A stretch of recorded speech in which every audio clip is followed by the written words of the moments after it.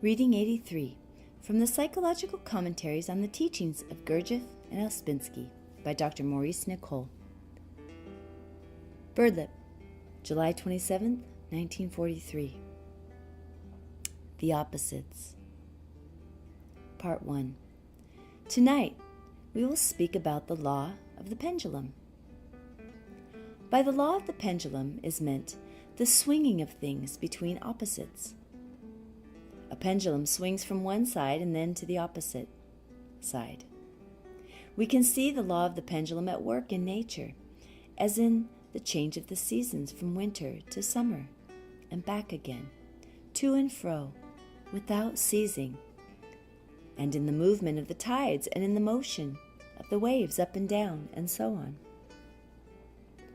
We also have many pendulums in ourselves. For what is in the universe is in ourselves.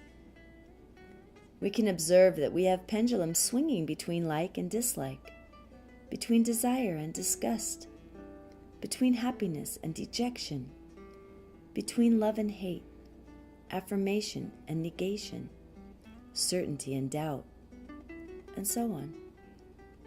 These pendulums have different periods, that is, length of swing.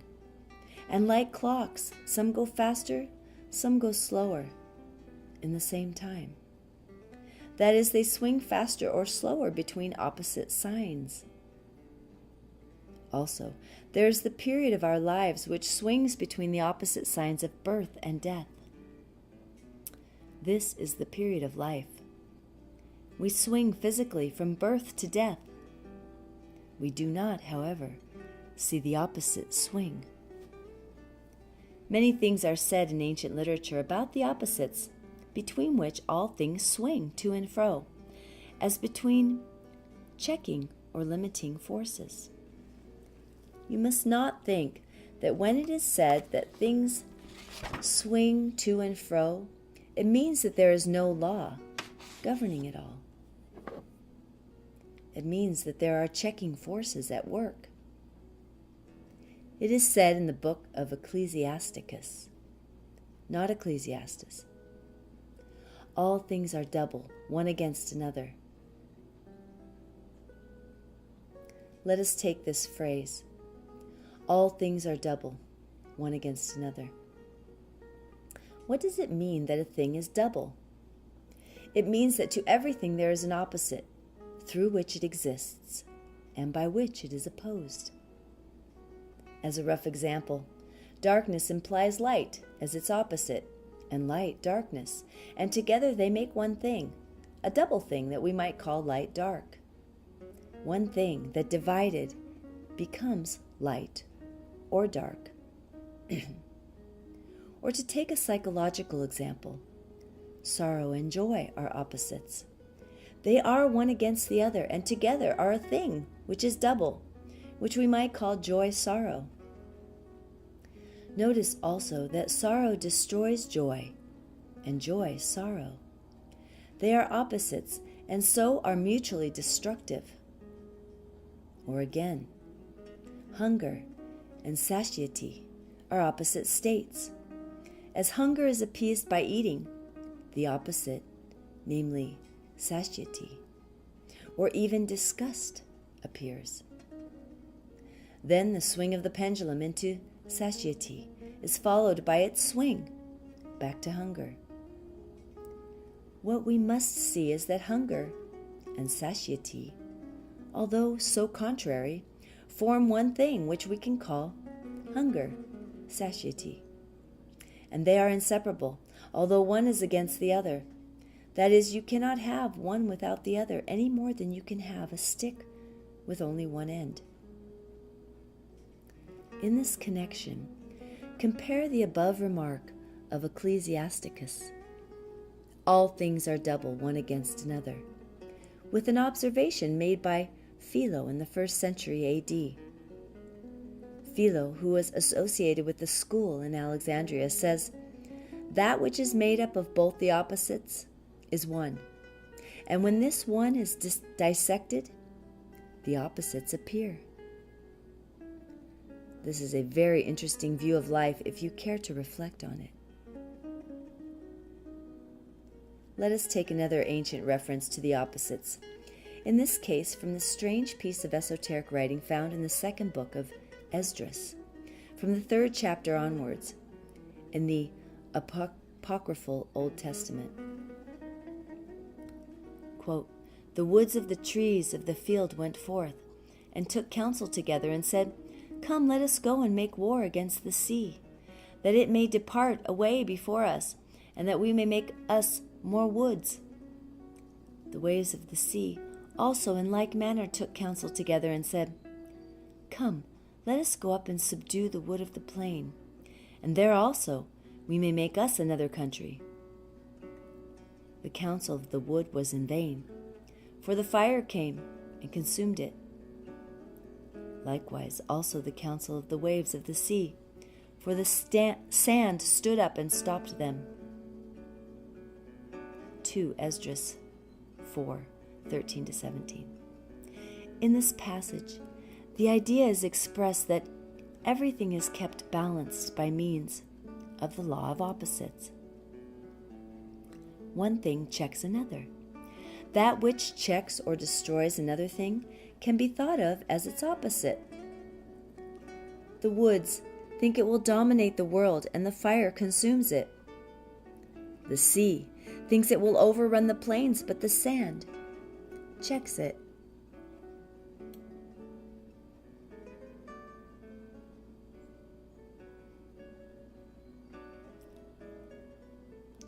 The unknown writer of Esdras is using physical images to represent forces that act in nature, that keep everything between certain limits, and so prevent any one thing from getting the upper hand permanently.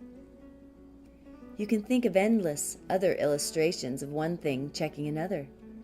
Think for a moment of how every living creature is attacked and eaten by some other creature, so that a balance is kept going.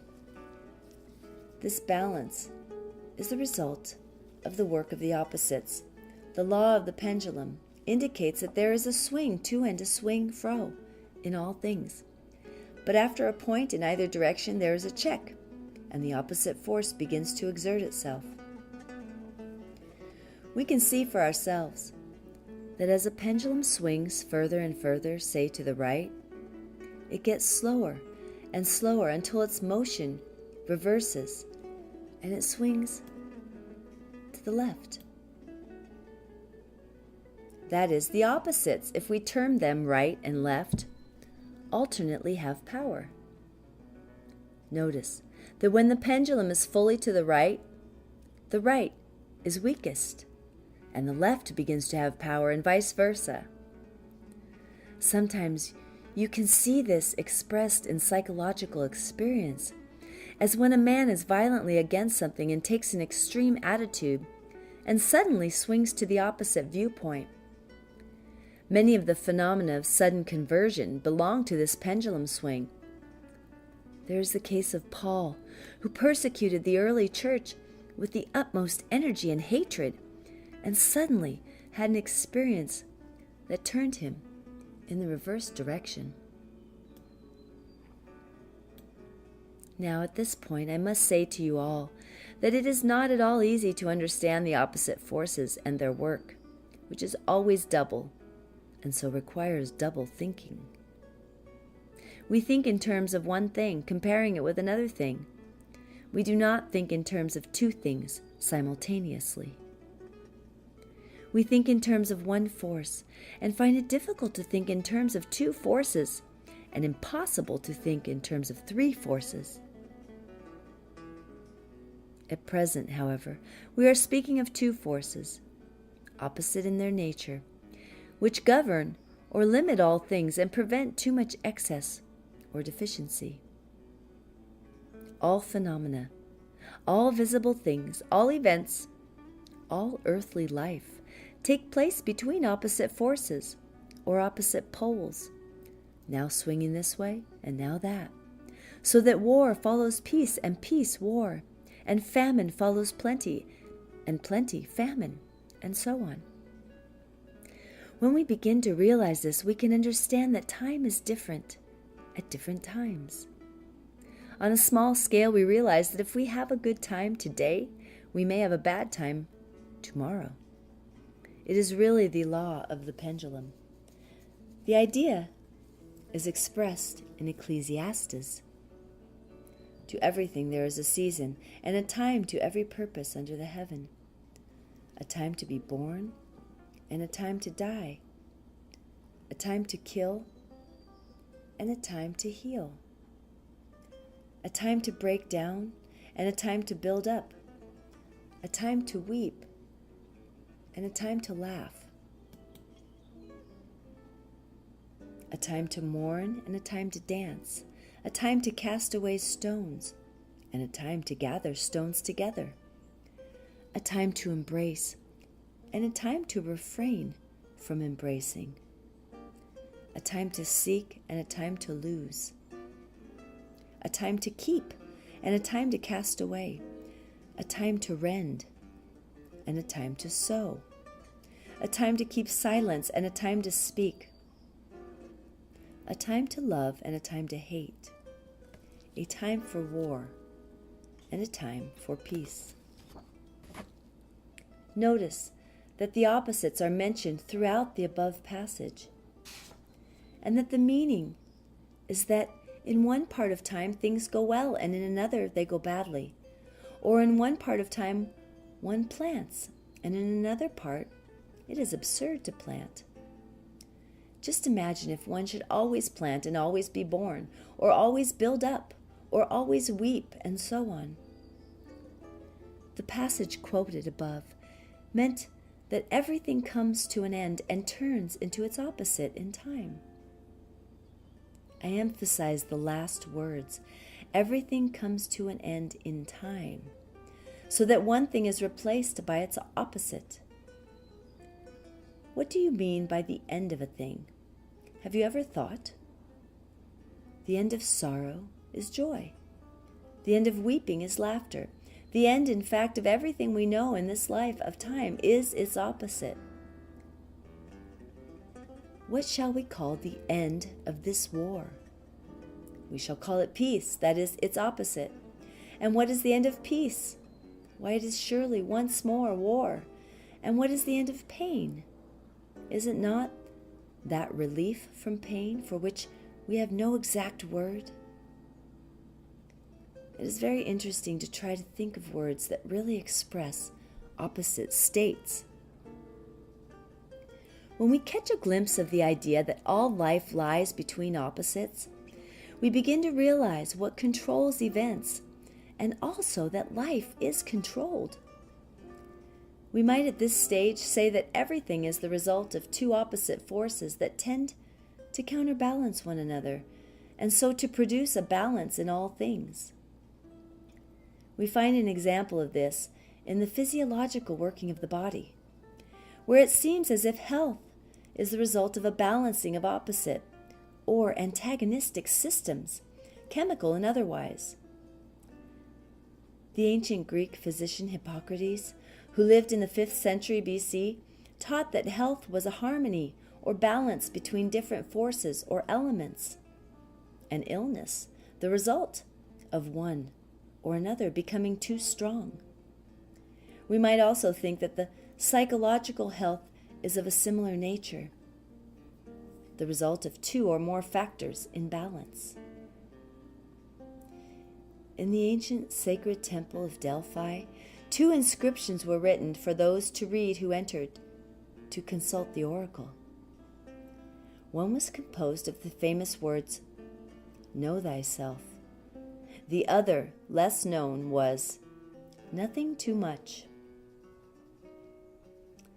This does not mean that it is too much in the sense that a man cannot do or give too much. The Greek does not bear such a meaning. The phrase means nothing in extremes. Notice the order of these 2 sayings. First, a man must know himself, and then he must not go to extremes. That is, once he knows himself, and so knows what are extremes in himself. To know what is in oneself takes long years of self-experience. Self-knowledge implies, amongst many other things, knowing the opposites in oneself. That is, becoming conscious of them. Then, one can begin to understand and apply the second aphorism: nothing too much.